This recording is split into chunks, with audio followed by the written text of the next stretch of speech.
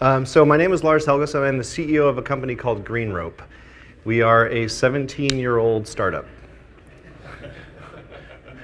And so there are a lot of challenges that come with being self-funded. We've actually never taken any seed funding. I started the company out of my apartment. I was living in a little dingy apartment, kind of near the beach, but in North County, San Diego, and trying to scrape together to make ends meet. And I'd just gotten out of the Air Force, and I had a little bit saved up, and I was working part-time trying to build a company and wasn't really sure what I was going to do. And so I think a lot of us have kind of gone through a path kind of like this if we're entrepreneurs, trying to figure out what works and what doesn't work. And so today I want to talk about a strategy for us that has worked. And it's a little different than the previous speaker who talked about partnering big. This is a little bit more about partnering small. How do you create partnerships with companies that aren't necessarily the Googles of the world, and can you create a strategy that helps you grow through that kind of an approach? So let's see if we can get this to work. Yes? Am I missing the magic button here? The arrow. Oh, the arrow. There we go. Okay. Yeah. So the first company that I started was a company called Cooler Email. I don't know if anyone's ever seen or recognized that logo on the left side. At one point, we were sending about a little over 1 billion emails a year, which in the email marketing space is a very small number. And now we send roughly about the same through GreenRope. But we started way back in the early days when there was Constant Contact. It was still called roving software way back then. And so for those of you who've been around a while, you recognize some of these brands. And we recognized that for us to compete, we had two choices. Either we try to compete with the Constant Contact or a MailChimp or these other funded companies by getting funding ourselves, or we figure out how to grow the business without getting funding. It's hard.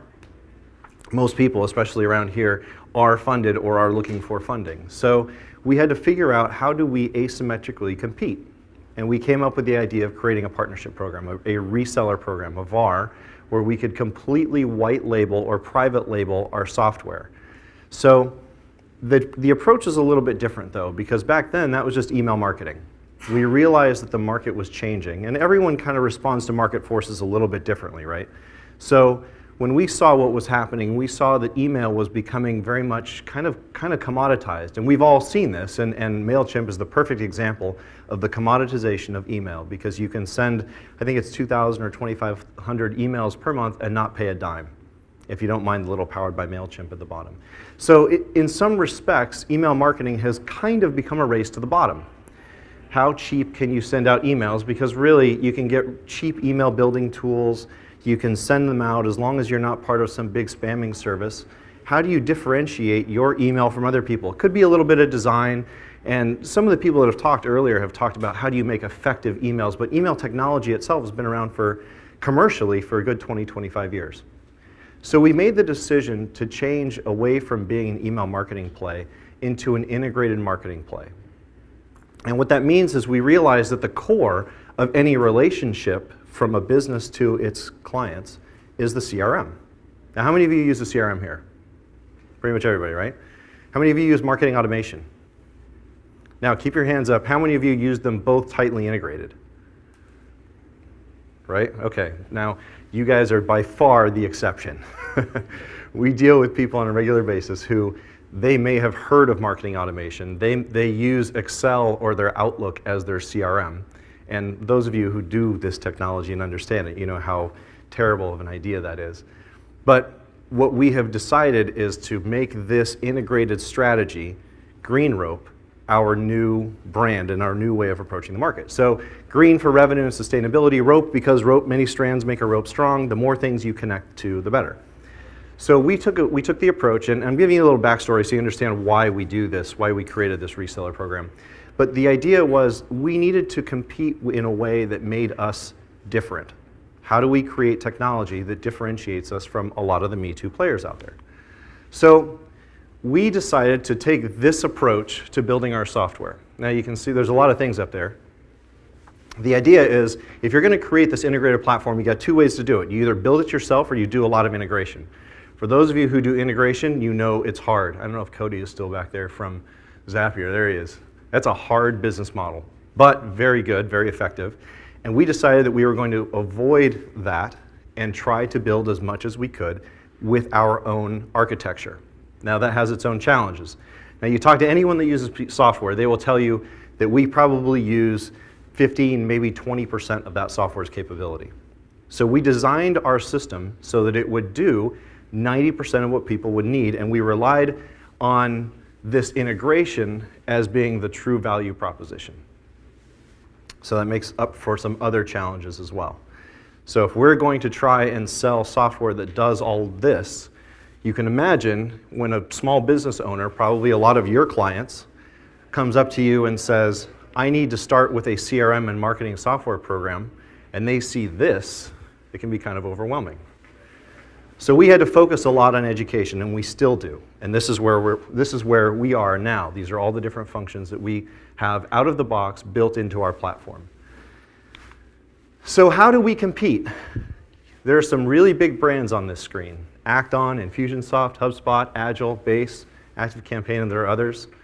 These companies, those numbers underneath those logos, that's how much they've been given. That's how much venture capital they've received. And you can see the difference between us and all of them. How do we, as a company of 25 people, working out of a little office in San Diego, compete with a company like Infusionsoft that has $125 million of revenue and a basketball court and 500 people working in Phoenix? It's hard. We have to leverage our strengths. And so, as a small business, which most of us are, you all have probably done your SWOT analysis with somebody, and you have to think about, well, what is it that makes us different? How do we differentiate ourselves? And this is kind of what plays into how you come up with a marketing strategy for your reseller program. Focus on the things that you are good at. So what are we good at? Well, one, we don't have any investors. So there's no one looking over our shoulders saying, you need to make back X percent because we gave you however many $1 million. So that gives us a little more freedom. That allows us to keep focused on customer service, on developing the product the way we feel we want to, and not driving towards the boiler room environment where you try to make all that money back. Second part, product flexibility. So this gives us more freedom. We don't have a lot of bureaucracy, where our development team is 6 people. It's different to manage a development team of 6 people than it is to manage a development team of, say, 50 or 100.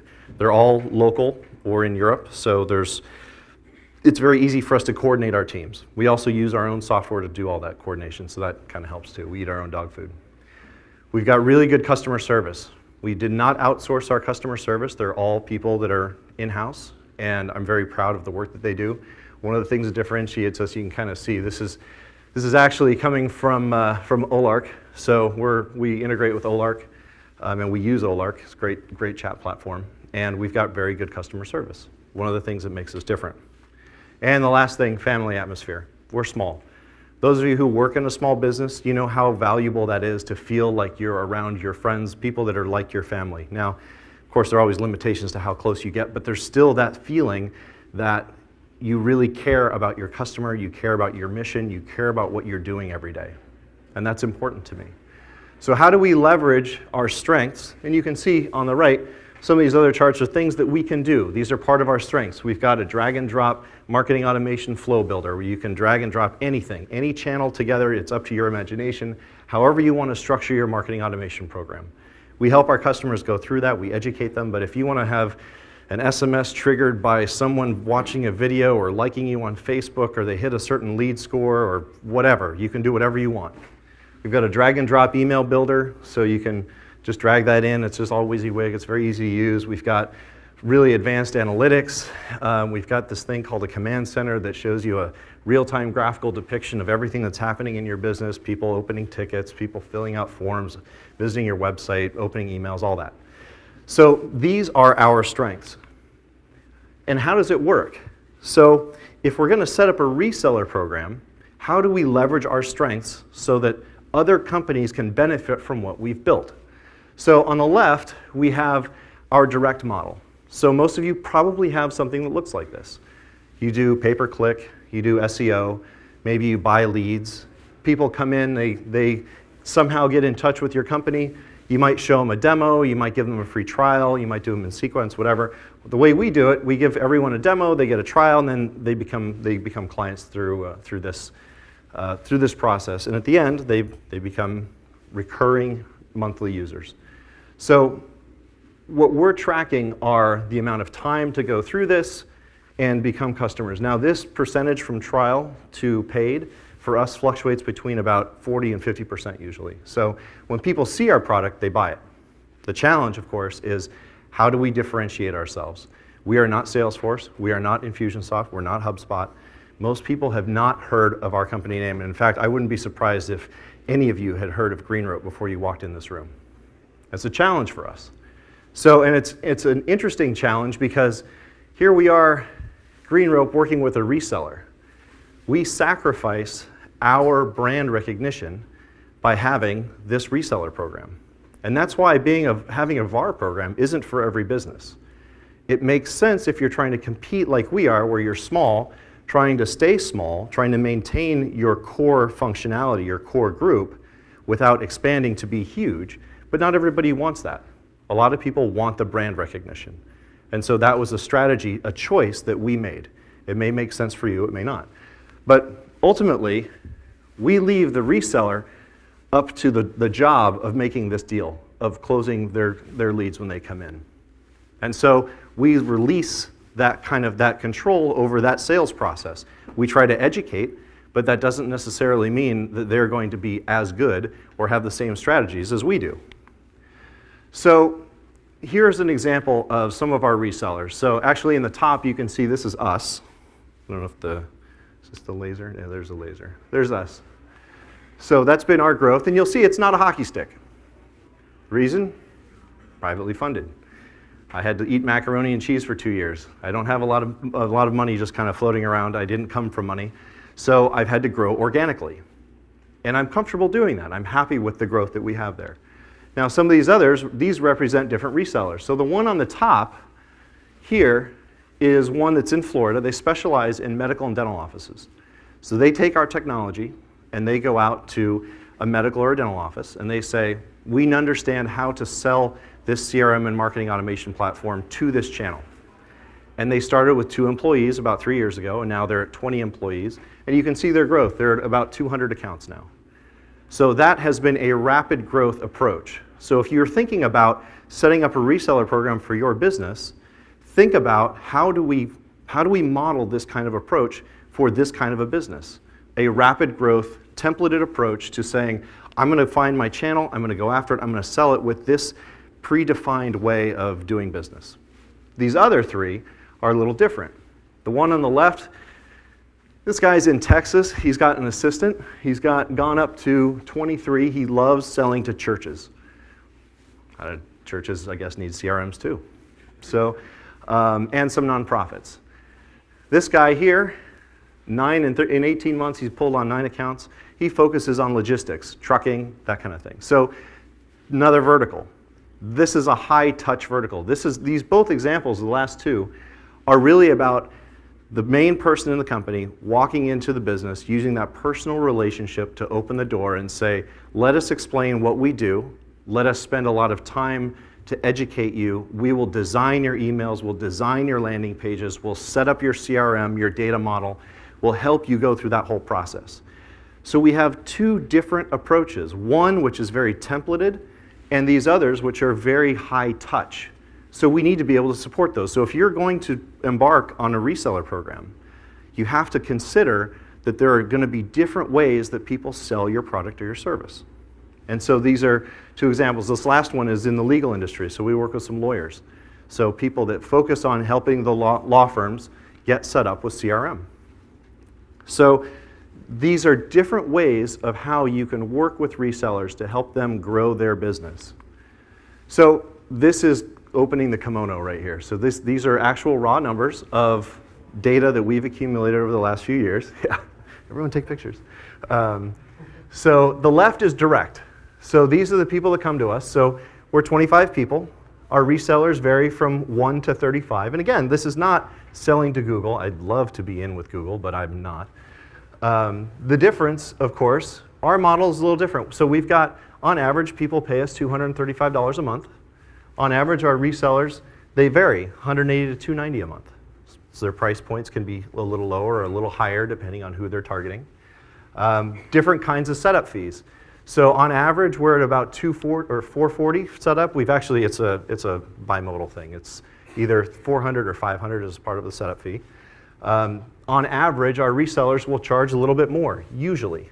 Sometimes if on the high touch model, they just want to bring people in, or on the low touch model, they just want to bring people in. High touch, they're going to do a lot more upfront.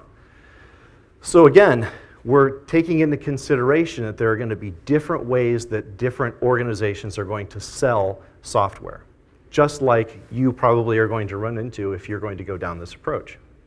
Average time in the funnel, or average cost to acquire a client, $700 for us.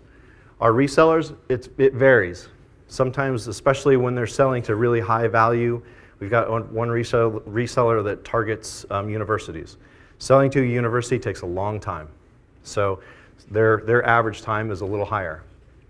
And costs a lot more because it's more meetings, it's more just pounding the pavement, more conversations. And of course the conversion from trial to paid. So that 36% takes into consideration, that's lifetime. And that's sort of the conservative number. The numbers now are closer to 50, but it depends on the model, how you're going to do it. So this gives you a financial model, and you want to do this for your resellers. Sit down with them, and if you're going to do this approach and have a reseller program, make sure you understand their model as well as you do yours. Understand their process as well as you do yours, so that your software and your management of that funnel makes sense for them too. So here you can see, these are some rough charts here. Number of active accounts. So we have more accounts through our resellers than we do direct. Now the difference here is that we make a lot less money from them because we create a 50-50 partnership. So when we do that, we lose money. But the advantage to us is that they are doing the sales and the marketing and the support, and we focus on what we are good at, which is technology. I don't want to pretend like I am a sales and marketing genius company that's going to pull in a ton of money and have lots of dialing for dollars salespeople. That's not my model. That's not what I'm good at. I'm not big on services. I want to be a technology company. I want to be a software company. And that's what we have built. So the reason why this is important is you can see the difference. We are able to operate more efficiently. We can have 1,500 clients with 25 people on staff because we use a reseller program. That increase of efficiency of 600% is because we have those relationships in place. And like I said, this doesn't always work because for every company, because as much as efficiency as we've got, remember, all of those 900 accounts there, they're logging into a platform that has no idea that we even exist. That may be good, that may be bad. So take that into consideration. So I'm going to cover 5 challenges, 5 ways we address those challenges, because if you're going to do a reseller program, you're going to grow this way, you are going to run into these problems. So the first one, we always have this, how do you identify good prospects? So we decided through looking at our market that agencies and consulting companies were going to be our best market. So if we can work with them, they can private label our software, then they can go out and they can create the relationships between that agency or that consultancy and the end client. It cements that bond between the customer and the agency, and then the value add, of course, is the recurring revenue that they get, as well as that long-term relationship. Once you're in a CRM and a marketing automation program, you really don't want to go anywhere. It takes so much time to get set up. So that's that sticky aspect. Really, we decided to come after a very specific subset of the market. Another challenge, when you deal with agencies, they all want to be product agnostic. Now what that means is when they go out and they're prospecting a company, that company may be using HubSpot, they may be using Infusionsoft, they may be using Outlook, they may be using whatever they're using. If they are sold on having that solution, an agency wants to hold on, wants to be able to pick them up. And they don't necessarily want to say, well, I know you love Infusionsoft, but let me show you this. They want to say, let's reduce any barrier. They'll say, well, if you're already using Agile CRM, then we're going to use Agile CRM. Or if we're already using Zoho, we're going to live within the Zoho environment. We're going to solve that for you. So our challenge is to make the value proposition clear. So you may have resellers that are very brand conscious, that are going to say, I don't necessarily want to represent my own brand to my channel. I want to be product agnostic and represent maybe one brand, maybe two, maybe three, maybe 10 to this channel. And so again, that's a strategy, that's an education point. For us, we have to show them why that's important for them to actually spend the time to develop the channel, to sell them that product, the private label version of our platform. Long lead sale. So those of you who sell complex software, which some of us do, sometimes it takes a while to sell a company on something that's complex. So when you recognize that, realize that a reseller is going to be similarly complex. Don't expect to sell something complicated through a reseller if that reseller doesn't understand what you sell. So you have to focus on the education. That way, they know how to sell it, they know how to market it, they know how to help you implement it. That's an important part of expanding your reseller program. So we like to have our resellers actually use our platform. We consume our own dog food. I think every company should consume their own dog food. But this is one of the things that we do with our resellers. Very hard to find good business development. And Colin, this is why I'm glad you're here. So it's very hard to find good people, right? We all know, we all have suffered from that same challenge. How do you find good salespeople? How do you find good business development people? So for us, this has been an ongoing challenge. I don't know how many of you have had these similar kinds of issues where you try to find the salesperson, the guy comes in, you sit down with him and he says, I've got a huge Rolodex, I know tons of people, I'm going to be able to open the doors to all these people, and then they turn out they don't have that. And so we've had to go through, I think we've been through 5 or 6 people now who have overpromised and underdelivered. So to that, my only advice, because this is what we're doing, is patience and try to find a good partner that might be able to replace a business development person. And the last part is the education component, especially if it's something complex. If you're going to educate people, set up a certification program. Set up a way that people can go automatically through a training program so that you can measure their progress and give them some measure of certification as an award at the end. This provides people an incentive and a clear path to mastery of your product or your service. Now, a lot of bigger companies do this. All the big Fortune 100,000, whatever, they all do this. But if you're a small business, you have to think about this from the perspective of this reseller. How are they going to be able to sell your product or your service if they don't know exactly what it does? So do what you can to encourage and work with those resellers to create that ecosystem, to create that training and that onboarding. So I hope this made some sense to you, that you've learned a little bit from some of the stumbles that we've had. We've struggled a lot as a small business. We've fought through companies that are much better funded than us, but we've learned lessons through these kinds of relationships with our partners. And that's truly what they are. When you find a reseller, they are a partner. And you have to treat them like that so that they can help you grow your channel. So these are just a few lessons. I know the charts will be available online afterwards.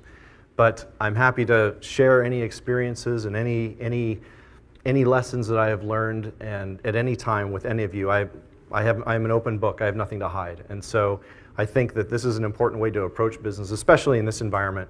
You know, we're all struggling to create a greater footprint. We're all struggling to help other people grow their businesses. So anything that we can do, anything that I can do to help with that, please ask. So thank you very much.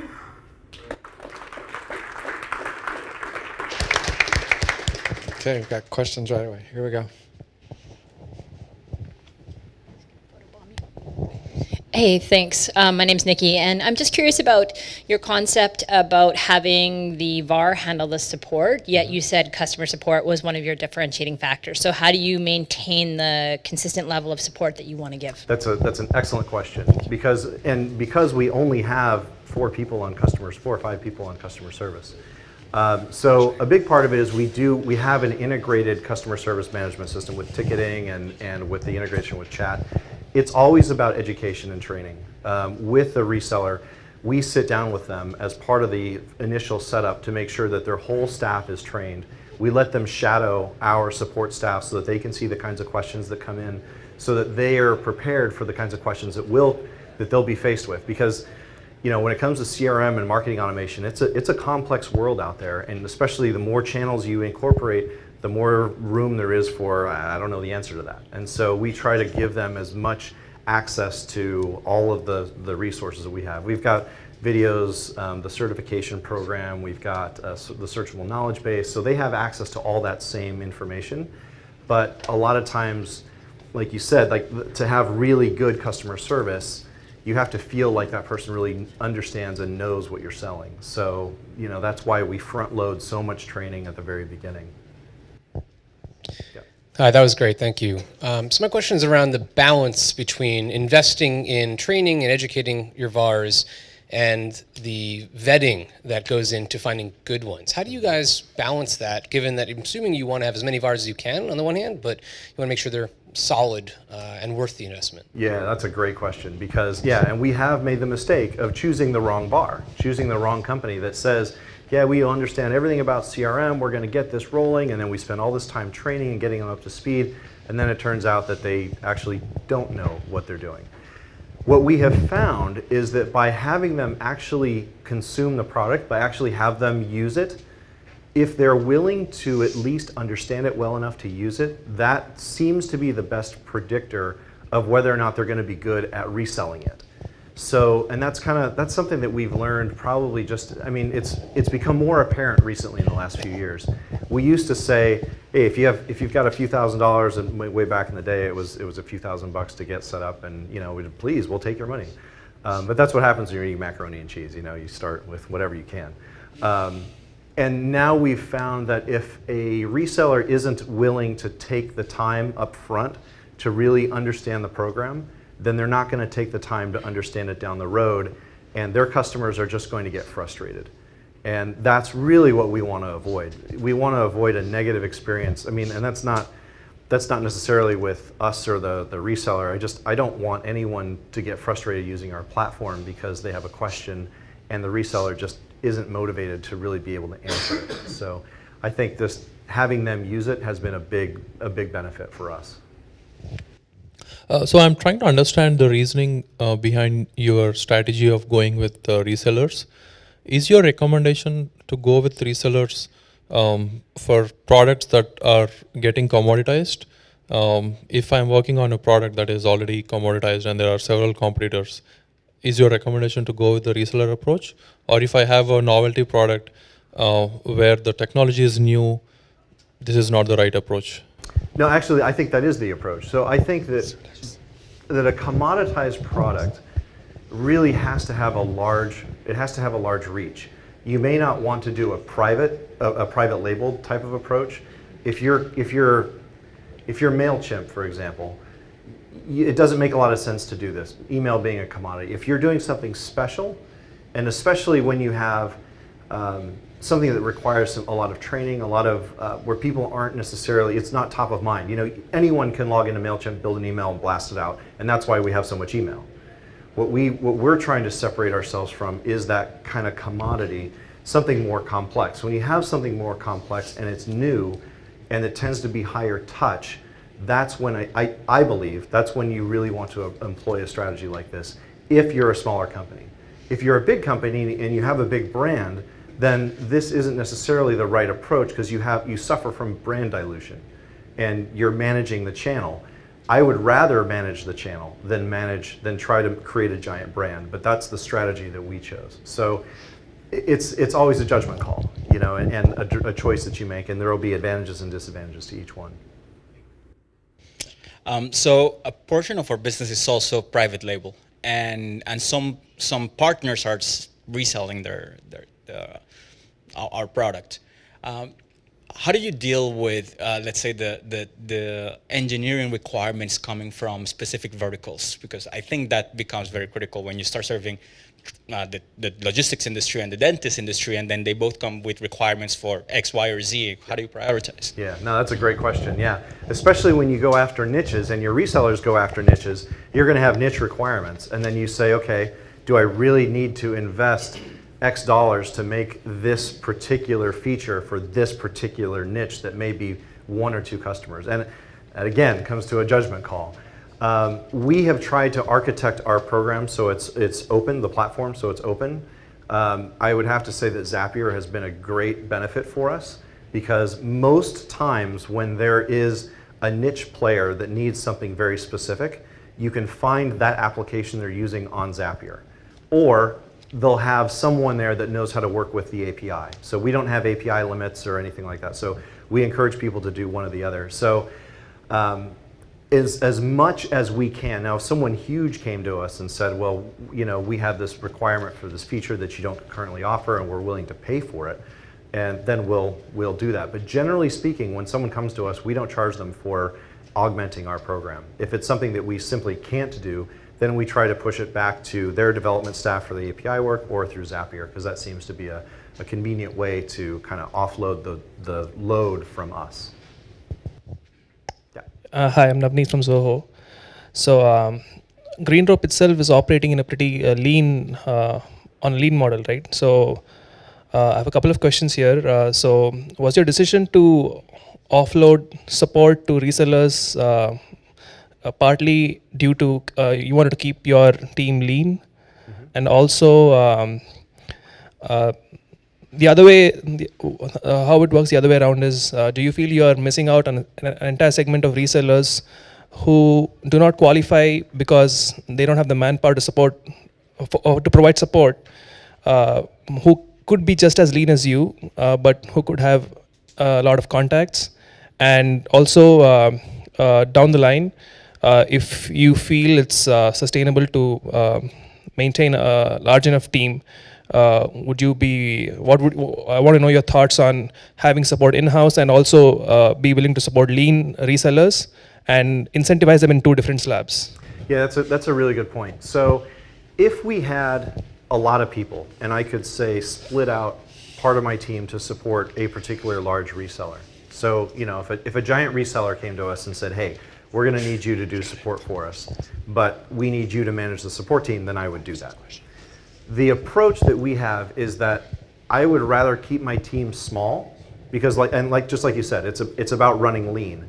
It's hard for us to have 5 numbers from 5 different resellers, knowing that my support person is going to call up and answer the phone and say, hi, thank you for calling, you know, VAR 1, VAR 2, VAR, you know, what number is this? Who am I saying? I mean, it's doable, and we tried it, and there were enough mistakes made that it caused enough awkward situations that we just decided it's cleaner just to let them do their first line support, and that we provide support to the reseller.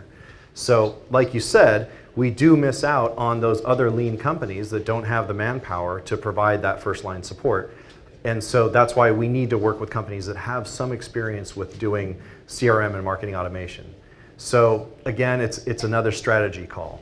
You know, if you are going to not support people that do those, you know, that don't do the first line support, if you choose that's, you know, that we're going to have to do our own, you're going to have to do your own, you just have to recognize that you're going to miss out on some of the market. And for us, the trade-off is that we can run leaner, and, you know, should it happen someday that some big company comes to us, then we'll reevaluate. But for now, that's our approach. Lars, we have one more question. How do you guys walk the line of providing value but also saying no to very needy partners? And this is coming from someone who ran a VAR for 4 years, so I understand both sides of it. Yeah, so I mean, and yeah, it's tough. We are totally focused on making our customers happy, and our direct customers are as important as our resellers. If we have a reseller who's not happy and they don't feel like they have a product that they can sell to their channel effectively, we have to do whatever we can to fix that.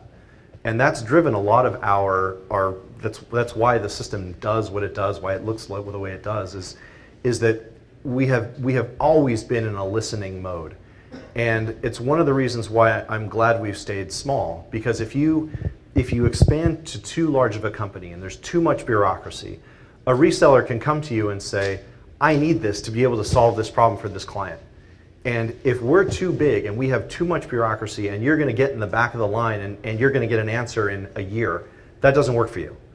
And so we've intentionally stayed small and lean so that very thing doesn't happen. So that used to happen to us about 3 or 4 years ago, but we haven't run into that barrier in a long time because of that same approach, that fundamental approach to how we've structured our business. And I think you can tell from my personality, like this is how I am in business, this is how I am personally. Like I would much rather have a frank conversation with someone and say, okay, what are you trying to accomplish? Let's figure out how to solve this problem. If it means that we have to use someone else to do it or some other method, then we'll figure that out. But I'm very much into the collaborative, solve this problem, let's figure it out quickly so that you're not stuck behind the 8 ball and lose a client over it. So, and for the last few years, it's worked pretty well for us. All right. Thanks a lot, Lars. Good to go.